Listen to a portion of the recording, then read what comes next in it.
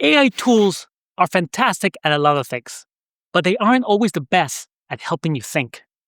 In this video, I want to show you 5 tips for how to improve your thinking without having to stop using your favorite AI tools and without replacing the magic of books.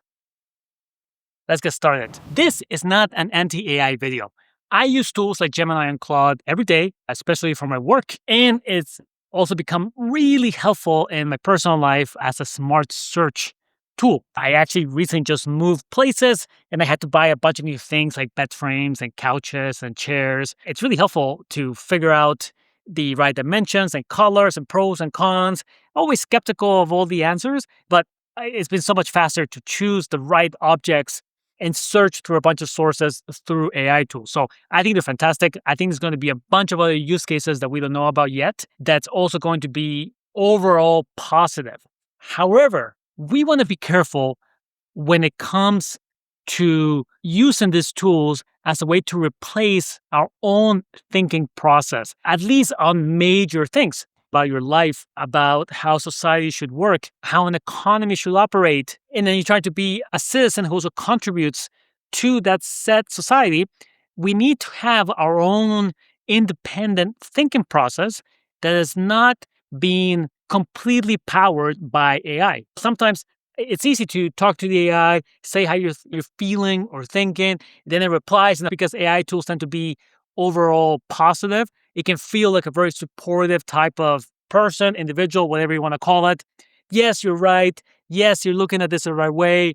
You're so smart. You're completely in the clear here. But all of that can be misleading over the long term. In this channel, we are also focused on how to make optimism cool again. There's too much pessimism in this world. We really need to fight all this doomerism that's out there in the internet and in the world.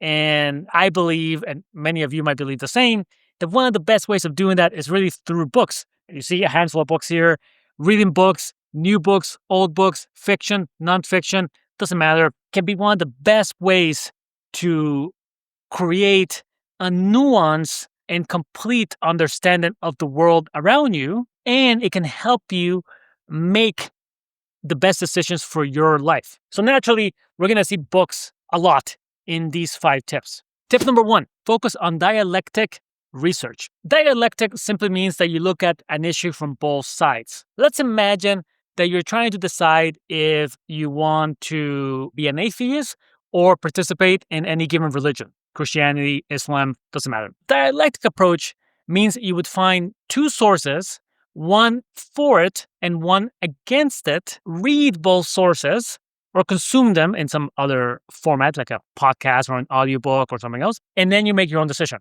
In the case of religion, we could take a book like The Case for God by Karen Armstrong.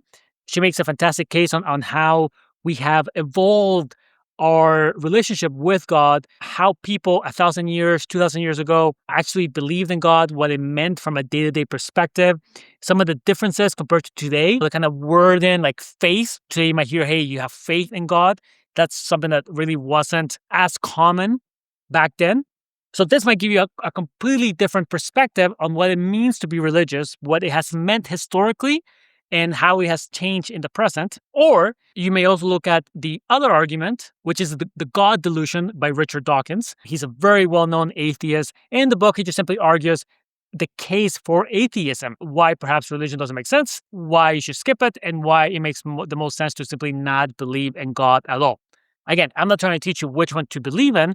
I'm simply saying that if you were to read both books, your stance on religion for yourself and others would be much more nuanced and much more rooted in something tangible. You can ask AI, hey, what is the pro and the con arguments against religion? And it will give you this quick summary that you can read in a few minutes. But it's not the same as working through a book. And we're actually going to see this in a later tip, this emotional need to work through a book. And if we look at this rise in pessimism and doomerism, I think a lot of it just comes down to actually a misunderstanding of issues.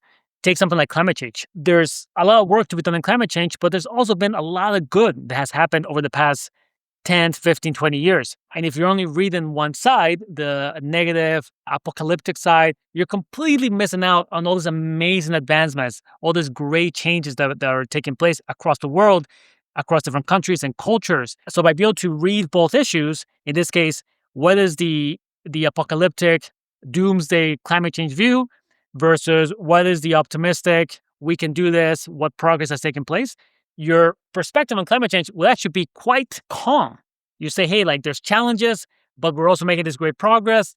We're probably going to figure it out. And not only that, we are figuring out as we speak. I have personally done this around things like US politics, climate change, religion. And there's something about when you go in this pro and this con approach, you really come out a completely different person on that specific topic. Less reactionary, less, hey, this is the only way. If you don't believe this, you are morally wrong. That's what we're trying to get at. If you can come out and see an issue through multiple angles, then you're much closer to being able to understand the essence of that particular issue. Tip number 2, thinking walks. So I love walking. I have a dog, so we go on walks every day, multiple times per day.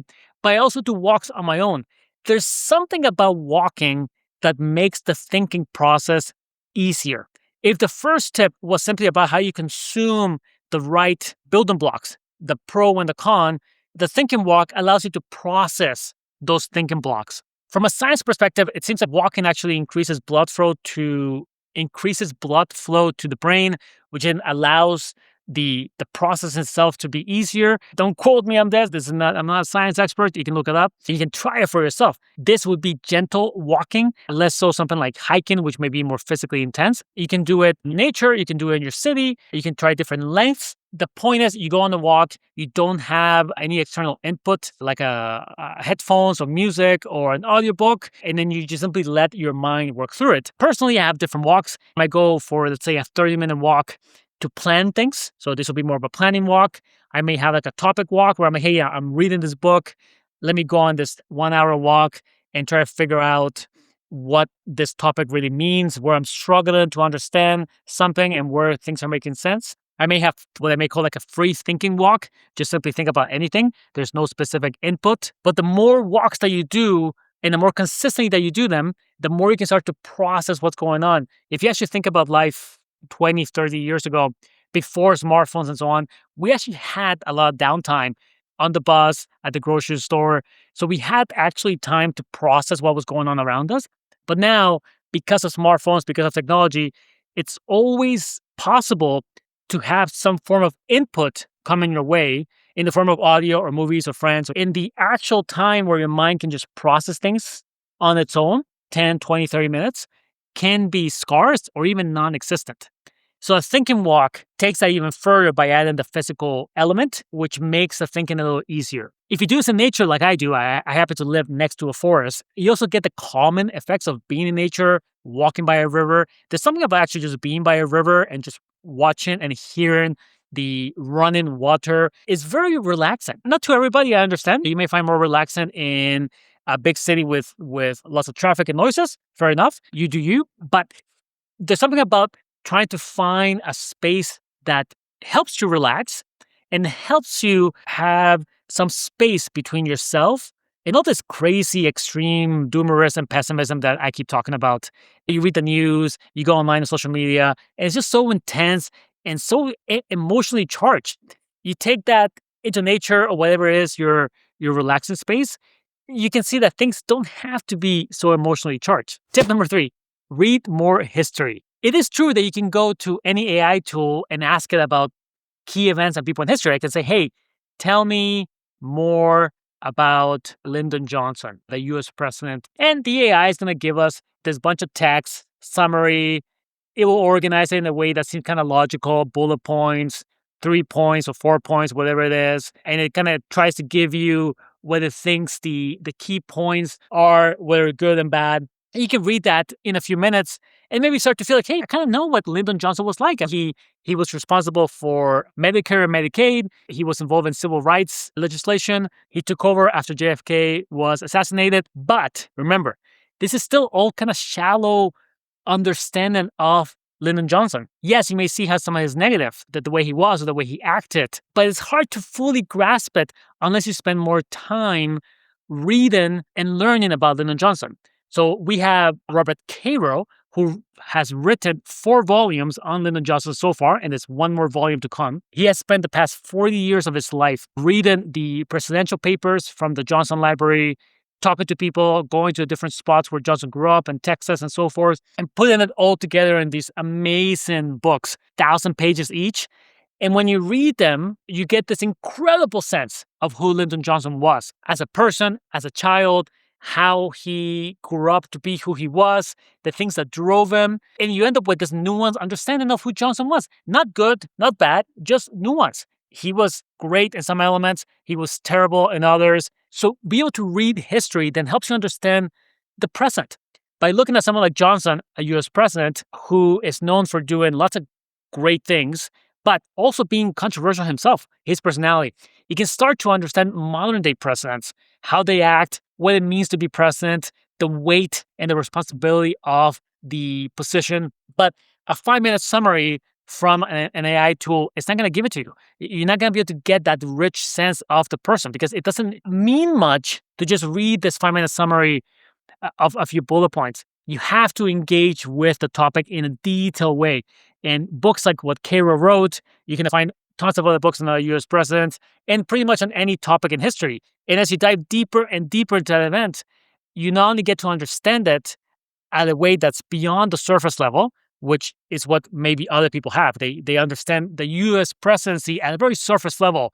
US president good or US president bad, or the US president did X, which is good, or the US president did Y, which is bad. You can go beyond all that. And I'll give you another example that's perhaps not political in nature. You look at something like the space shuttle missions, not only the Apollo missions, which are well known, but how did NASA transition from the Apollo into the space shuttle missions, why they did that, why they wanted to have a reusable plane, why they wanted to have a plane that could actually be flown like a regular plane. So when it comes back into the atmosphere, the space shuttle can land, what it meant to build the International Space Station. There's all this information that we can gather by just simply going deep into a topic. You cannot do this for everything, but for the few topics that you care about, you can go deeper. And I have found for myself that the more I read about history, the more optimistic I feel. The optimism that I want you to have is not just blind optimism. I want you to have optimism rooted in something. When you read about World War II and you read about the Blitz of London, bombs falling left and right to the people who were living in London in 1942, you can get an appreciation for what it means to go through tough times. When you read about other events in history, other civil wars, other climate events, you can start to guess, like this event right now in present day, I'm not saying it's good, but I'm going to put it within the right context of a historical precedent so I can react appropriately. I don't have to act like this is the worst thing that has ever happened in the history of humanity, because probably it is not. But you can only get that the more and more you read about history, the more you read about the past and how we got to where we are today, the better equipped you are to handle what's coming forward. This is a huge side note and tangent. Sometimes I hear the word unprecedented a lot, whether in news articles, and they'll say, hey, like, this is unprecedented. This has never happened in history. This is crazy. And then you dig just a little bit deeper. I'm not even saying you read 10 books about it. I'm saying you go online and you Google one thing and you're like, this is not unprecedented. I get this feeling now a lot from things like US politics and climate change. We're like, this is unprecedented. I'm like, I don't know if unprecedented is the right word here. There is actually quite a bit of precedent. We can find that. Here's situation X, Y, and Z. So unprecedented, the word drives me bonkers. Honestly, if you put in the comments and sometimes I come across these comments and you say, this is unprecedented, I'm going to go bananas. I hate this word. I wish we could ban the word unprecedented because I think the overuse is terrible. But nonetheless, read more history and then maybe you'll also feel the same way about the word unprecedented. Tip number 4, active recall. So the first tip was about ingesting the right building blocks, reading pro and cons. The second tip is like a physical hack, walking as a way to help you process ideas. The third tip is simply going even deeper into history to try and get more context as to where we are today. This is even beyond the pro and con. This is how did we get to where we are today? And in the fourth step, we can start to put it together. There's a concept called active recall. People like Cal Newport have talked about it quite often, more in the context of college and what it means to be a great college student. But active recall, I think, is a fantastic idea for anybody. It basically means that as you read things, as you engage with ideas, you want to be thinking of what it would take for you to give a presentation on this idea. If I go back to the previous example of Lyndon Johnson, if I'm thinking about active recall as I read each Robert Caro book, I can sit down and say, okay, I just read this 1,000 pages about Lyndon Johnson's early life. If I were to give a presentation on this topic, 20 minutes, 30 minutes, what would I say? What would be the structure of that presentation? Maybe I would have 3 parts. The first part is the city where Johnson is from in Texas, what it meant for Johnson to grow up very poor, which he did.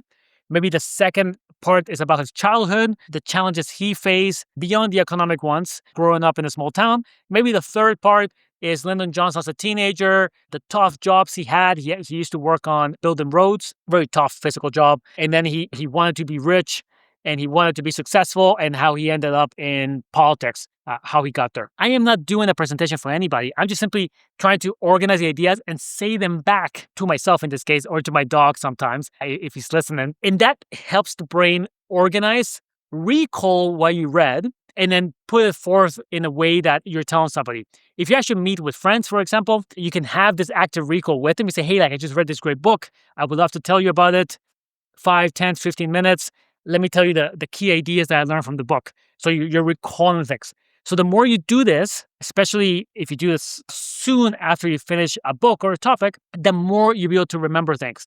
I also do note-taking and things like that, which I may talk in a future video. But this active recall, which you see, just doing it without notes, without papers, just me speaking to you directly, is a fantastic way to start to have ideas that can roll off your tongue and you can tell to other people when the time is right. This YouTube channel, in a way, is a huge form of active recall for me. I can go and say, hey, World War Z, what a fantastic book, audiobook, even better. Here's the story, here's the key points, here's what I love. When they're in Israel and they have this big wall and the zombies climb over, what a fantastic scene. So I get this from the YouTube channel. Maybe you start a YouTube channel, you can do that. At the very minimum, you simply want to be able to share these ideas in some structured format. Sometimes I even do it just at home. I'm walking from side to side as I'm talking about these ideas. I just read this great book. I have nobody to tell them at this specific moment. I don't want to wait 1 day, 2 days, 3 days. Let me just simply talk it out loud and have this form of active recall. And keep in mind that it's not about remembering specific dates and facts. You may remember some dates, some facts. You just simply want to have a gist of the story. What happened? Why was it important to you? And why do you think other people should care? Tip number 5, seek emotional connection, not quantity. There's 5 books here, and there's a bunch of books behind me, and I read a lot by the average standard. But it's not about quantity. It's not about how many books you can read or how many pages you cover. What I think is more important here is the emotional connection you have to the topics that you care about. I care about US politics and climate change and a bunch of other stuff. So when I read those books, I get a lot out of there. I love reading these Johnson books from Robert Caro. I love reading books about Christianity, like this book, Dominion. To me, those ideas stick with me, and my thinking is shaped by those ideas because of the emotional connection. I'll give you a counterexample. I really struggle with philosophy. I have tried to read different philosophy books over the years, whether Stoicism or existentialism or, I don't know, there's a bunch of other philosophy trends out there. Even one of my favorite authors, Will Durant, who wrote this 11 volumes on history, which I love. He has a book on, I think, the history of philosophy as well, where he looks at the key developments of philosophy from ancient Greece and before, and then so on. I struggle with this stuff. I just struggle with the ideas. There's this abstract nature to these ideas that I just can't wrap my head around. So I don't read a lot about philosophy. And honestly, I couldn't tell you much about philosophy. I haven't had that emotional connection. So those ideas, whatever little I have read over the years, I honestly cannot recall it. I cannot tell you the difference between existentialism and Stoicism or the Chinese Confucius. I don't know. I can't remember that. So I don't worry about that. Instead, I'm always trying to think, hey, what book gets me excited? What book am I looking forward to pick up again? I try different genres. Some books I start, never finish. But when I find books I love, I try different books in the same topic. And over time, I've gone pretty deep in certain topics where I feel like I have a lot of emotional investment in that topic. And that's what you want to be seeking. The challenge with AI tools is a 5-minute summary will never give you that emotional connection. It's not enough time. This happens over hours, days, weeks, and months. It's kind of like anything. Like you invest some amount of energy, and that's kind of the investment you give back. In this case, in the form of this emotional relationship you can have with the ideas. And that's, I think, a lot of people who love to read, that's what they get out of it. They get a book and they're just excited. But like I think about this book here. This is 11/22/63. It's a book by Stephen King, fiction about a guy who discovers a door to the past from 2011 to 1957, and he decides to go back to stop the JFK assassination because he thinks that if he can save JFK, then the whole world will be much better. This is actually not a political book, even though it might seem like it. And I've been talking about US politics a lot in this video. But I love this book. I remember when I read this book, I'm like, that's an amazing book. And I remember a lot of the things from this book, key points, key twists. And when I tell people, I could talk about this book for an hour to someone who asked me. So look for those books. Look for those sources of information. And if you're not getting that emotional connection, move on. Maybe at a different point in time, you'll have that. But for now, simply find the stuff that gets you excited, that gets you energized. There may be some topics out there that make you upset or make you angry. I think there's some topics like that for me where I'm like, you know what, like this topic doesn't get me excited, but I get a little riled up from this topic.